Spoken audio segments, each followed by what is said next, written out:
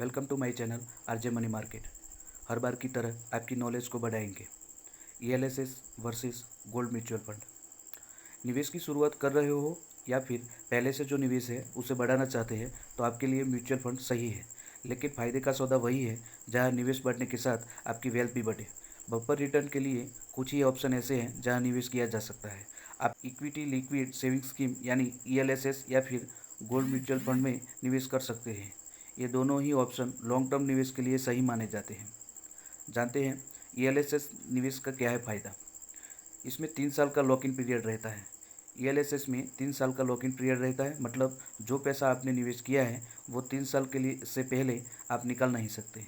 यह इस स्कीम का सबसे बढ़िया फीचर है। दूसरी स्कीम की तुलना में इसका लॉक इन पीरियड काफ़ी कम है। बाकी और स्कीम में 5 साल से ज़्यादा का लॉक इन पीरियड हो सकता है। 500 रुपये से शुरुआत कर सकते हैं। ELSS स्कीम में SIP के जरिए सिस्टमिक इन्वेस्टमेंट प्लान के जरिए सिर्फ 500 रुपये से शुरुआत कर सकते हैं। अधिकतम निवेश की कोई सीमा नहीं होती। निवेश करने वालों को इसमें 2 तरह के ऑप्शन मिलते हैं। इसमें पहला है ग्रोथ और दूसरा है dividend pay out. Growth option में पैसा लगातार स्कीम में रहता है। कैसे ले सकते हैं फ़ायदा। ELSS स्कीम में कैसे ले सकते हैं फ़ायदा। डिविडेंड ऑप्शन में कंपनियां समय समय पर फ़ायदा देती हैं। डिविडेंड ऑप्शन वाली योजनाओं में साल में एक बार डिविडेंड मिल सकता है। हालांकि कुछ योजनाओं ने तो साल में एक से ज़्यादा बार डिविडेंड दिया है। इनकम टैक्स ATC में टैक्स छूट। ELSS के जरिए एक वित्तीय वर्ष में आप 1.5 लाख रुपये तक का निवेश पर income tax act section 80C के तहत टैक्स में छूट ले सकते हैं।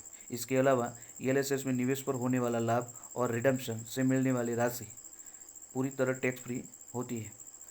1 लाख रुपये तक का कोई टैक्स नहीं। म्यूचुअल फंड से एक साल में मिलने वाला 1 लाख रुपये तक का लॉन्ग टर्म कैपिटल गेन यानी LTCG को आयकर विभाग से आप ATC के तहत छूट ले सकते हैं। मतलब आपको 1 लाख रुपये तक का कोई टैक्स नहीं देना होता। इस सीमा से ज़्यादा अगर आप गेन करते हैं, मतलब 1 लाख से ज़्यादा को आपको प्रॉफिट होता है तो उस पर आपको 10% की दर से टैक्स देना रहता है। गोल्ड म्यूचुअल फंड में कैसे करें शुरुआत। गोल्ड ETF में ही निवेश होता है। Gold mutual fund gold ETF का ही एक हिस्सा है। गोल्ड ETF में ही निवेश होता है। Gold mutual fund gold ETF का ही एक हिस्सा है। ये ऐसी योजनाएं हैं जो गोल्ड ETF में निवेश करती हैं। गोल्ड म्यूचुअल फंड सीधे फिजिकली सोने में निवेश नहीं करती, लेकिन gold mutual fund open ended निवेश प्रोडक्ट हैं जो गोल्ड एक्सचेंज ट्रेडेड फंड यानी गोल्ड ETF में निवेश करते हैं और इसका नेट एसेट वैल्यू यानी NAV ETFs के जो प्रदर्शन है उससे जुड़ा होता है। 500 रुपये से कर सकते हैं शुरुआत।